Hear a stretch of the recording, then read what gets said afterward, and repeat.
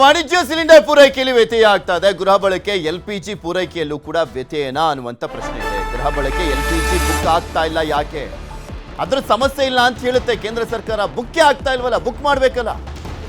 ಆನ್ಲೈನಲ್ಲಿ ಬುಕ್ ಆಗ್ತಾ ಇಲ್ಲ, ಸರ್ವರ್ ಡೌನ್ ಅಂತ ಬರುತ್ತೆ. ಫೋನ್ ಕರೆ ಮಾಡಿ ಬುಕ್ ಮಾಡ್ಬೋದು, ಆದರೆ ಅದು ಸ್ವಿಚ್ ಆಫ್ ಮಾಡಿಟ್ಟಿದ್ದಾರೆ. ಸೊ ಅದಕ್ಕೆ ಸಮಸ್ಯೆ ಅಂತ ಕಾಣಿಸ್ತಾ ಇಲ್ಲ ಅಂತ ಇಲ್ಲೂ ಯಾಮಾರಿಸುವಂಥ ಕೆಲಸ. ಗ್ಯಾಸ್ ಏಜೆನ್ಸಿಯವರು ಫೋನ್ ತೆಗಿತಾ ಇಲ್ಲ. ಏಜೆನ್ಸಿಗಳ ಮುಂದೆ ಸಾಲುಗಟ್ಟಿ ನಿಂತಿದ್ದಾರೆ ಗ್ರಾಹಕರು. ಬೇಕಲ್ಲ, ಖಾಲಿಯಾದಂಥವ್ರು ಹೋಗಿ ನಿಂತ್ಕೊಂಡ್ರು ಕೂಡ ಅಲ್ಲಿ ಗ್ಯಾಸ್ ಸಿಗ್ತಾ ಇಲ್ಲ. ಬುಕ್ ಮಾಡಿದಂಥವ್ರಿಗೂ ಕೂಡ ಬರ್ತಾ ಇಲ್ಲ. ಚಿಕ್ಕಬಳ್ಳಾಪುರ, ಬೆಂಗಳೂರು, ಹುಬ್ಳಿ, ಚಿಕ್ಕಮಗಳೂರು ಎಲ್ಲ ಕಡೆಗಳಲ್ಲೂ ಕೂಡ ಇದೇ ಪ್ರಾಬ್ಲಮ್. ಇಡೀ ದೇಶದಾದ್ಯಂತ ಇರುವಂಥ ಪ್ರಾಬ್ಲಮ್. ಆದರೆ ಮುಚ್ಚಾಕುವಂಥ ಪ್ರಯತ್ನ ಸೆಂಟ್ರಲ್ ಮಿನಿಸ್ಟ್ರಿಗಳಿಂದ.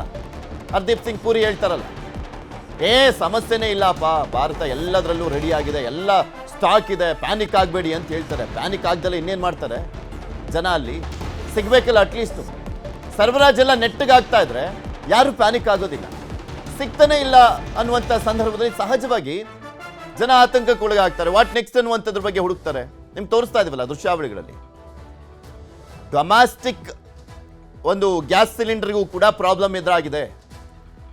ನಾವು ಇಷ್ಟು ದಿನ ಕಮರ್ಷಿಯಲ್ ನೋಡ್ತಾ ಇದ್ವಿ ಅಷ್ಟೇ, ಹೇಳ್ಕೊಂಡು ಬರ್ತಾನೆ ಇದೀವಲ್ಲ. ಕಮರ್ಷಿಯಲ್ ಡಿಪೆಂಡೆನ್ಸಿ ಎಷ್ಟಿದೆ ಗ್ಯಾಸ್ದು ಅಂದರೆ 13%. ಅಂದರೆ ಹೋಟೆಲ್ಗಳಿಗೆ ಎಲ್ಲ ಕೊಡ್ತಾರಲ್ಲ, ರೆಸ್ಟೋರೆಂಟ್ಗಳಿಗೆಲ್ಲ, ಅದರ ಪರ್ಸೆಂಟೇಜ್ ಎಷ್ಟು? 13% ಅಷ್ಟೇ. ಡೊಮ್ಯಾಸ್ಟಿಕ್ ಅಂದರೆ ಗೃಹ ಬಳಕೆಯ ಸಿಲಿಂಡರ್ ಪರ್ಸೆಂಟೇಜ್ ಎಷ್ಟು ಯೂಸ್ ಮಾಡ್ತಾ ಇರುವಂಥದ್ದು? 87%. ಅದಕ್ಕೆ ಹೊಡ್ತಾ ಬಿದ್ದಿರುವಂಥದ್ದು, ಬೀದಿಗೆ ನಿಲ್ಲುವಂಥ ಪರಿಸ್ಥಿತಿ ಇದೆ. ಜನಸಾಮಾನ್ಯರು ಬೀದಿಲಿ ನಿಂತ್ಕೊಂಡು, ಅಂದರೆ ಗ್ಯಾಸ್ ಏಜೆನ್ಸಿ ಮುಂದೆ ನಿಂತ್ಕೊಂಡು ಗ್ಯಾಸ್ ಬುಕ್ಕಿಂಗ್ ಮಾಡ್ತಾ ಇದ್ದಾರೆ, ಗ್ಯಾಸ್ ತೊಗೊಂಬರ್ತಾ ಇದ್ದಾರೆ. ಕೆಲವ್ರಿಗೆ ಸಿಕ್ಕಿದ್ರೆ ಸಿಕ್ತು, ಇಲ್ಲ ಅಂದ್ರೆ ಇಲ್ಲ. ನಿಮಗೆ ದೃಶ್ಯಾವಳಿಗಳಲ್ಲಿ ತೋರಿಸ್ತಾ ಇದ್ವಿ. ಬೆಂಗಳೂರಿನ ಶಿವಾಜಿನಗರದಲ್ಲಿ ಯಾವ ರೀತಿಯಾಗಿ ಕ್ಯೂ ನಿಂತ್ಕೊಂಡಿದ್ದಾರೆ ಜನ. ನಾವು ಹುಬ್ಬಳ್ಳಿಯಲ್ಲಿ ಹೇಗಿದೆ ಪರಿಸ್ಥಿತಿ? ಜಸ್ಟ್ ಎಕ್ಸಾಂಪಲ್, ಎಲ್ಲ ಕಡೆನೂ ಹಿಂಗೆ ಪರಿಸ್ಥಿತಿ ಇರೋದು. ಈಗ ನಾವು 2.5 ತಿಂಗಳ ಹತ್ರ ನಮ್ಗೆ ಗ್ಯಾಸ್ ಒಂದೈತ್ರಿ. ನಮ್ಗೆ 2 ಗ್ಯಾಸ್ ಇಲ್ಲ, ನಮ್ಗೆ ತರಾಸ್ ಭಾಳ ಐತಿ. ಲಾಸ್ಟ್ ಅಲ್ಲಿ ಇರ್ದೀವ್ರಿ ನಾವು 400 ರಿಕ್ಷಾಕ್ಕೆ ಬಾಡಿಗೆ ಕೊಟ್ಟು ಬಂದೀನಿ ರೀ. ನಾನು ನಿಮ್ಗೆ ಗ್ಯಾಸ್ ಕೊಡೋದಿಲ್ಲ, ಬುಕ್ ಮಾಡ್ರಿ ಅಂತ ಹೊಳಿ ಕಳ್ಸತ್ತಾರ ನಮ್ಗೆ. ಅದ್ರ ಸಂಬಂಧ ಈಗ ಹೆಂಗೆ ಕೊಡೋದಿಲ್ಲ ಅವ್ರ ಗ್ಯಾಸ್ ನಮ್ಗೆ ಈಗ ಬರಾಕಾಗತ್ತಲ್ರಿ. ವಯಸ್ಸಾದವ್ರಿಗೆ ಅಲ್ಲಿದ್ದು ಇಲ್ಲಿ ಮಠ ತಿರ್ಗಾಡಕ್ಕೆ ರಿಕ್ಷಾಕ್ಕೆ ರೊಕ್ಕ ಬಡಿಬೇಕ್ರಿ ನಾವು. ಹೇಳಿದ್ರೆ ಕೊಡೋದಿಲ್ಲ, ನೀವು ಬುಕ್ ಮಾಡ್ರಿ ಅನ್ನತ್ತಾರ ನಮ್ಗೆ. ಮತ್ತೆ ಹೊಳ್ಳೆ ಇವತ್ತು ರಾತ್ರಿ ಬುಕ್ ಮಾಡ್ಬೇಕಂತ ನಾವು ಮನ್ಯಾಗ ಈಗ ಹಚ್ಚಿನ್ರಿ. 4-5 ಸಲ ಹಚ್ಚಿದ್ರು ಫೋನ್ ಅದು ಎಬ್ಸವಲ್ರಿ ಅವ್ರು. ಮತ್ತೆ ಬುಕ್ ಹೆಂಗೆ ಆಗ್ಬೇಕ್ರಿ ಅದು? ನಾವು ಇಲ್ಲಿ ಸನೇದ್ರಾಗಿಲ್ರಿ, ಊರು ಹೊರಗೆ ಬೆಂಗಳೂರು ಗಾಡಿ ಹೋಗತ್ತಲ್ಲ, ಅಲ್ಲಿದ್ದೀವಿ ನಾವು. ನಾನು 1 ತಿಂಗಳ ಬುಕ್ ಮಾಡಿದ್ದೆ ರೀ. ಅದು ಬುಕ್ ಆಗಿದ್ದೆ, ನಾನು ಡೆಲಿವರಿನೂ ತೊಗೊಂಡಿಲ್ಲ. ಮೆಸೇಜ್ ಅದ ನನಗೆ ಡೆಲಿವರಿ ಅಂತ ಮೆಸೇಜ್ ಬಂದೈತಿ. ಅದನ್ನು ಬಂದು ಇಲ್ಲಿ ಆಫೀಸ್ನಾಗ ಕೇಳತ್ರ, ಅವ್ರು ಡೆಲಿವರಿ ಅವ್ರು ಕೇಳ್ರಿ ಅಂತ ಅವ್ರು ಹೇಳ್ತಾರೆ. ಅವ್ರು ಕೇಳಿದ ಆಫೀಸ್ಗೆ ಹೋಗಿ ಹೇಳ್ರಿ ಅಂತಾರೆ. ಇಲ್ಲಿ ನಮ್ಗೆ ಒಳ ಹೋಗಕ್ಕೆ ಅಕ್ಷರ ಕೊಡ ಬರೀ ಇದ್ದ ಅವ್ರ ಮೇಲೆ ಇವ್ರ ಮೇಲೆ ಹಾಕತ್ತಾರೆ. ಈಗ ಬುಕ್ ಮಾಡಿದ್ರೆ ಬುಕ್ನು ಆಗ್ತಾ ಇಲ್ಲ. ಸರ್ ಏನಾಗಿದೆ, ಈಗ ನಾವು ಗ್ಯಾಸ್ ಬುಕ್ಕಿಂಗ್ ಅಂತ ಗೌರ್ಮೆಂಟ್ ಏನು ರೂಲ್ಸ್ ಇದೆ, ಗ್ಯಾಸ್ ಬುಕ್ಕಿಂಗ್ ಮಾಡಬೇಕಂದ್ರೆ ಮಿಸ್ ಕಾಲ್ ಕೊಡಬೇಕು. ತಮ್ಮದು ಗ್ರಾಹಕರದ್ದು ಏನು ಆಧಾರ್ ಕಾರ್ಡ್ ಲಿಂಕ್ ಇರುತ್ತಲ್ಲ, ಅವರವರ ಮೊಬೈಲಿಂದ ಅವ್ರಿಗೆ ಗ್ಯಾಸ್ ಬುಕ್ಕಿಂಗ್ ಮಾಡಬೇಕು. ಅದು ಇವಾಗ ಸರ್ವರ್ ಸ್ವಲ್ಪ ಡೌನ್ ಇದೆ. ಡೌನ್ ಇರೋದ್ರ ಸಹ ಗ್ಯಾಸ್ ಬುಕ್ಕಿಂಗ್ ಆಗ್ತಾಯಿಲ್ಲ. ಯಾರ್ದು ಗ್ಯಾಸ್ ಬುಕ್ಕಿಂಗ್ ಮಾಡಿದಾರಲ್ಲ ಡೆಲಿವರಿ, ಅವ್ರಿಗೆ ನಾವು ಗ್ಯಾಸ್ ಕೊಡ್ತಾ ಇದ್ದೀವಿ. ಆಮೇಲೆ ಗೃಹ ಬಳಕೆಗೆ ಯಾವುದೇ ರೀತಿಯಿಂದ ತೊಂದರೆ ಆಗಿಲ್ಲ. ಓನ್ಲಿ ಕಮರ್ಷಿಯಲ್ಗೆ ಅಷ್ಟೇ ತೊಂದರೆ ಆಗ್ತಾಯಿದೆ. ಬಟ್ ಗೃಹ ಬಳಕೆಗೆ ಸಿಲಿಂಡರ್ ಇದೆ, ಅದರೇನು ತೊಂದರೆ ಆಗಿಲ್ಲ ನಮಗೆ. ಈಗ ನಾವು ಹೋಮ್ ಡೆಲಿವರಿ ಕೊಡ್ತಾ ಇದ್ದೆ ಅಂದರೂ ಮನೆಗಿಲ್ಲ, ಅಂಗಡಿಗೆ ಬರ್ತಾ ಇದ್ದಾರೆ. ಬಂದವ್ರಿಗೆ ನಾವೆಲ್ಲ ತಿಳಿಸಿ ಹೇಳ್ತಾ ಇದ್ರು, ಅರ್ಜೆಂಟ್ ಇದೆ, ನಮ್ಗೆ ಸಿಲಿಂಡ್ರನೇ ಇಲ್ಲ, ಸಿಲಿಂಡ್ರ್ ಬೇಕು ಆಮೇಲೆ ನಾವು ಅವ್ರಿಗೆ ಕೊಡ್ತಾ ಇದ್ದೀವಿ ಸರ್. ಬಟ್ ನಾವು ಮನೆಗೆ ಕಳಿಸ್ತಾ ಇದೆ. ಆ್ಯಕ್ಚುಲಿ ಮನೆಗೆ ಬರ್ತಾಯಿದ್ದು ಹೋಗಿ ಅಂದ್ರೆ ಕೇಳ್ತಾ ಇಲ್ಲ. ಮಾಹಿತಿನ ಪಡ್ಕೊಳ್ತಾ ಹೋಗೋಣ. ನಮ್ಮ ಪ್ರತಿನಿಧಿಗಳು ನೇರ ಸಂಪರ್ಕದಲ್ಲಿ ಜಾಯ್ನ್ ಆಗಿದ್ದಾರೆ. ಹುಬ್ಬಳ್ಳಿಯಿಂದ ನಮ್ಮ ಪ್ರತಿನಿಧಿ ಡಾಕ್ಟರ್ ಶಿವರಾಮ ಸುಂಡಿ ನೇರ ಸಂಪರ್ಕದಲ್ಲಿದ್ದಾರೆ. ಬೆಂಗಳೂರಿಂದ ಆಶಿಕ್ ಮುಲ್ಕಿ, ಹಾಗೆ ಚಿಕ್ಕಬಳ್ಳಾಪುರದಿಂದ ದತ್ತಾತ್ರೇಯ. ಫಸ್ಟು ಚಿಕ್ಕಬಳ್ಳಾಪುರದಿಂದ ನೋಡ್ತಾ ಹೋಗೋಣ.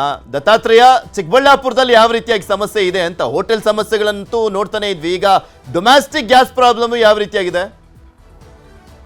ಪೃಥ್ವಿ, ಖಂಡಿತವಾಗಿ. ಯಾಕಂದ್ರೆ ಇಷ್ಟು ದಿನಗಳ ಕಾಲ ಒಂದು ಕಮರ್ಷಿಯಲ್ ಸಿಲಿಂಡರ್ಗಳಿಗೆ ಬಹಳಷ್ಟು ರೀತಿಯಾದಂತಹ ತೊಂದರೆ ಆಗ್ತಾ ಇದೆ ಅಂತ ಸುದ್ದಿ ಬರ್ತಾ ಇತ್ತು. ಆದ್ರೆ ಈಗ ಅಡಿಗೆ ಬಳಸುವಂತಹ ಸಿಲಿಂಡರ್ ಸಹ ಬಹಳಷ್ಟು ರೀತಿಯಾದಂತಹ ತೊಂದರೆ ಆಗ್ತಾ ಇರುವಂತದ್ದು. ಈ ದೃಶ್ಯಗಳನ್ನ ನಾವು ನೋಡ್ತಾ ಇರ್ಬೇಕಂದ್ರೆ ಬೆಳಗ್ಗೆ 6 ಗಂಟೆಯಿಂದಲೂ ಸಹ ಸಾಕಷ್ಟು ಜನ ಕೂಲಿಗೆ ಹೋಗುವಂತಹ ಕೂಲಿ ಕಾರ್ಮಿಕರು ಸಹ ಈ ಒಂದು ಗ್ಯಾಸ್ ಏಜೆನ್ಸಿ ಬಳಿ ಕಾದು ಸುಸ್ತಾಗಿರುವಂತದ್ದು. ಸುಮಾರು 1/2 ಕಿಲೋಮೀಟರ್ನಷ್ಟು ಜನ ಇಲ್ಲಿ ಕ್ಯೂ ಕಟ್ಟಿ ಸಿಲಿಂಡರ್ ಅನ್ನ ಪಡೆದುಕೊಳ್ಳಲು ಬಹಳಷ್ಟು ರೀತಿಯಾದಂತಹ ತೊಂದರೆಯನ್ನ ಅನುಭವಿಸ್ತಾ ಇದ್ದಾರೆ.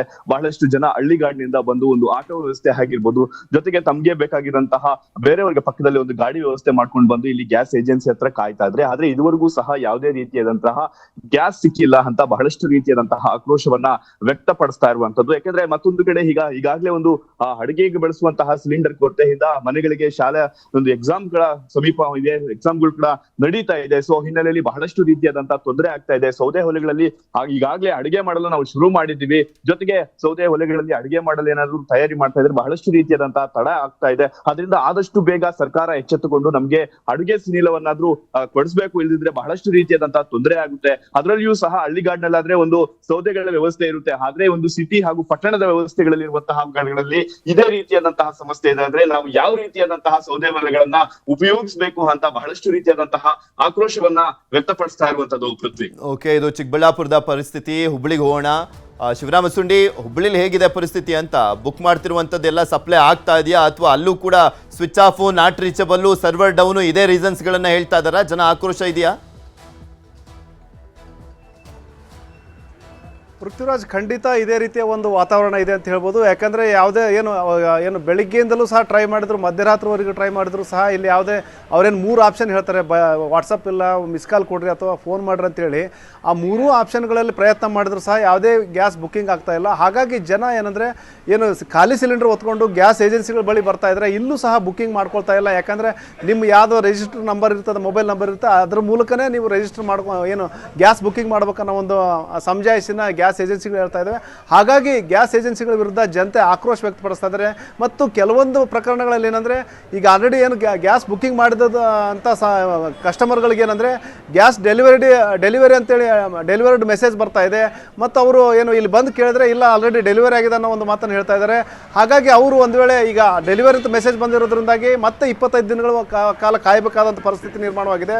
ಒಂದು ಕಡೆ ಯುಗಾದಿ ಹಬ್ಬ, ಮತ್ತೊಂದು ಕಡೆ ರಂಜಾನ್ ಹಬ್ಬ. ಹೀಗಾಗಿ ಜನ ಒಂದು ರೀತಿಯಲ್ಲಿ ಆತಂಕಕ್ಕೊಳಗಾಗಿದ್ದಾರೆ. ಹಬ್ಬ ಹೇಗೆ ಮಾಡ್ಬೇಕನ್ನೋ ಒಂದು ಪ್ರಶ್ನೆ ಆಗಿದೆ. ಹಾಗಾಗಿ ಗ್ಯಾಸ್ ಏಜೆನ್ಸಿಗಳ ಮುಂದೆ ಸಾಲುಗಟ್ಟಿ ನಿಂತು ಖಾಲಿ ಸಿಲಿಂಡರ್ ಹೊತ್ಕೊಂಡು ಬಂದು ಕಾಯುವಂಥ ಪರಿಸ್ಥಿತಿ ನಿರ್ಮಾಣವಾಗಿದೆ. ಇದಕ್ಕೆ ಸರ್ವರ್ ಸಮಸ್ಯೆಯನ್ನು ಸಮಜಾಯಿಷಿ ಹೇಳ್ತಾ ಇದ್ದಾರೆ.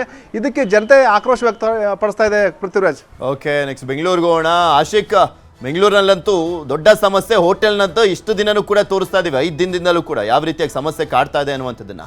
ಡೊಮ್ಯಾಸ್ಟಿಕ್ ವಿಚಾರಕ್ಕೆ ಸಂಬಂಧಪಟ್ಟಂತೆ ನೋಡಿದಾದ್ರೆ ಸಮಸ್ಯೆ ಇಲ್ಲ ಅಂತ ಹೇಳಲಾಗ್ತಾ ಇತ್ತು. ಆದ್ರೆ ಇಲ್ಲ ಅನ್ನುವಂಥದ್ದಕ್ಕೆ ಕಾರಣ ಏನಪ್ಪಾ ಅಂದ್ರೆ ಬುಕ್ ಮಾಡಕ್ಕೆ ಆಗ್ತಾ ಇಲ್ಲ, ಆ ಕಾರಣಕ್ಕೋಸ್ಕರನೇ ಇಲ್ಲ ಅನ್ನುವಂಥ ಉತ್ತರ ಬರ್ತಾ ಇತ್ತು. ಈಗ ಜನ ಆಬ್ವಿಯಸ್ಲಿ ಬೀದಿಗೆ ಬರಲೇಬೇಕಾಗಿದೆಯಾ ಅಂತ.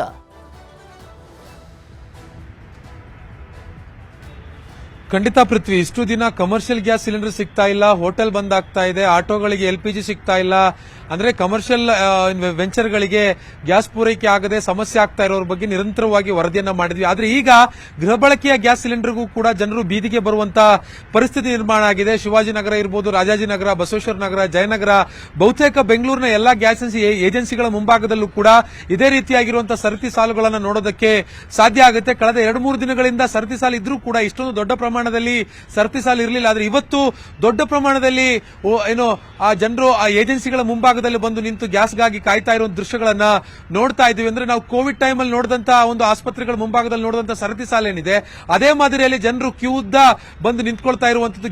ಖಾಲಿ ಗ್ಯಾಸ್ಗಳನ್ನ ತೆಗೆದು ಬಂದು ಏಜೆನ್ಸಿಗಳ ಮುಂಭಾಗದಲ್ಲಿ ನಿಂತು ಗ್ಯಾಸ್ ಕೊಡಿ ಅನ್ನುವಂತ ಬೇಡಿಕೆಯನ್ನು ಏಜೆನ್ಸಿಗಳ ಮುಂಭಾಗದಲ್ಲಿ ಇಡ್ತಾ ಇರುವಂತದ್ದು. ಆದ್ರೆ ಆ ಒಂದು ಎಲ್ಲಾ ಕಂಪನಿಗಳ ಏಜೆನ್ಸಿಗಳಲ್ಲೂ ಕೂಡ ಆ ಗ್ಯಾಸ್ ಅನ್ನ ಸದ್ಯಕ್ಕೆ ಏಕಾಏಕಿಯಾಗಿ ಕೊಡೋದಕ್ಕೆ ಸಾಧ್ಯ ಇಲ್ಲ ಅನ್ನುವಂತ ಒಂದು ಮಾತುಗಳನ್ನ ಹೇಳ್ತಾ ಇರುವಂತದ್ದು. ಬುಕ್ ಮಾಡಬೇಕು, ಬುಕ್ ಮಾಡಿದ್ರು ಕೂಡ ಈ ಹಿಂದೆ ಸಾಮಾನ್ಯ ದಿನಗಳಲ್ಲಿ ಬರ್ತಾ ಇದ್ದಂತ ರೀತಿಯಲ್ಲಿ 3 ದಿನಕ್ಕೋ 4 ದಿನಕ್ಕೋ ಅಥವಾ 5 ದಿನಕ್ಕೋ ಬಂದು ಸೇರ್ತಾ ಇಲ್ಲ. ಕನಿಷ್ಠ 20-25 1 ತಿಂಗಳವರೆಗೂ ಕೂಡ ಕಾಯಬೇಕು ಅನ್ನುವಂತ ಮಾತುಗಳನ್ನ ಏಜೆನ್ಸಿ ಸಿಬ್ಬಂದಿಗಳು ಹೇಳ್ತಾ ಇರುವಂತದ್ದು. ಮತ್ತೆ ಬುಕ್ ಮಾಡೋದಕ್ಕೂ ಕೂಡ ಆಗ್ತಾ ಇಲ್ಲ ಅನ್ನುವಂತ ಒಂದು ಆ ಸನ್ನಿವೇಶ ಕೂಡ ಏಜೆನ್ಸಿಗಳಲ್ಲಿ ಕ್ರಿಯೇಟ್ ಆಗಿರುವಂತದ್ದು. ಒಂದ್ ಕಡೆ ಏಜೆನ್ಸಿಗಳ ನಂಬರ್ಗೂ ಕೂಡ ಆ ಕಾಲ್ಗಳು ಜಾಸ್ತಿ ಬರ್ತಾ ಇರುವಂತ ಕಾರಣಕ್ಕಾಗಿ ಅವರು ಕೂಡ ಅದನ್ನ ಡೈವರ್ಟ್ ಮಾಡಿ ಇಟ್ಕೊಂಡಿರುವಂತದ್ದು. ಮತ್ತೆ ಇಂಡಿಯನ್ ಇರಬಹುದು, HP ಇರಬಹುದು, ಭಾರತ್ ಗ್ಯಾಸ್ ಇರಬಹುದು, ಎಲ್ಲಾ ಕಂಪನಿಗಳ ವೆಬ್ಸೈಟ್ ಅಲ್ಲೂ ಕೂಡ ಈಗ ಸರ್ವರ್ ಡೌನ್ ಆಗಿದೆ ಅನ್ನುವಂತ ಮಾಹಿತಿ ಕೂಡ ಸಿಗ್ತಾ ಇದೆ. ಈ ಎಲ್ಲಾ ಕಾರಣದಿಂದಾಗಿ ಆತಂಕಕ್ಕೊಳಗಾಗಿರುವಂತಹ ಬೆಂಗಳೂರು ಮಂದಿ ಇದೀಗ ಏಜೆನ್ಸಿಗಳ ಮುಂಭಾಗದಲ್ಲಿ ಬಂದು ಸರತಿ ಸಾಲಿನಲ್ಲಿ ನಿಂತ್ಕೊಳ್ತಾ ಇರುವಂತದ್ದು. ಮತ್ತು ಬೆಂಗಳೂರಿನಲ್ಲಿ ವಿಪರೀತ ಸೆಕೆ ಕೂಡ ಅನುಭವ ಇದೆ. ಆ ಸೆಕೆಯನ್ನು ಕೂಡ ಲೆಕ್ಕಿಸದೆ ಬಿಸಿನಲ್ಲಿ ಬಂದು ಈ ರೀತಿಯಾಗಿ ಏನು ಸರತಿ ಸಾಲಿನಲ್ಲಿ ನಿಂತ್ಕೊಳ್ತಾ ಇರುವಂತದ್ದು. ಒಂದ್ ಕಡೆ ಗ್ಯಾಸ್ ಹೋಟೆಲ್ಗಳಿಗೆ ಸಿಗ್ತಾ ಇಲ್ಲ ಅಂತಂದ್ರೆ ಈಗ ಗೃಹ ಬಳಕೆಯೂ ಕೂಡ ಸಮಸ್ಯೆ ಆಗ್ತಾ ಇರುವ ದೃಶ್ಯಗಳನ್ನ ಬೆಂಗಳೂರಿನಲ್ಲಿ ನಾವು ನೋಡ್ತಾ ಇರುವಂತದ್ದು ಪೃಥ್ವಿ.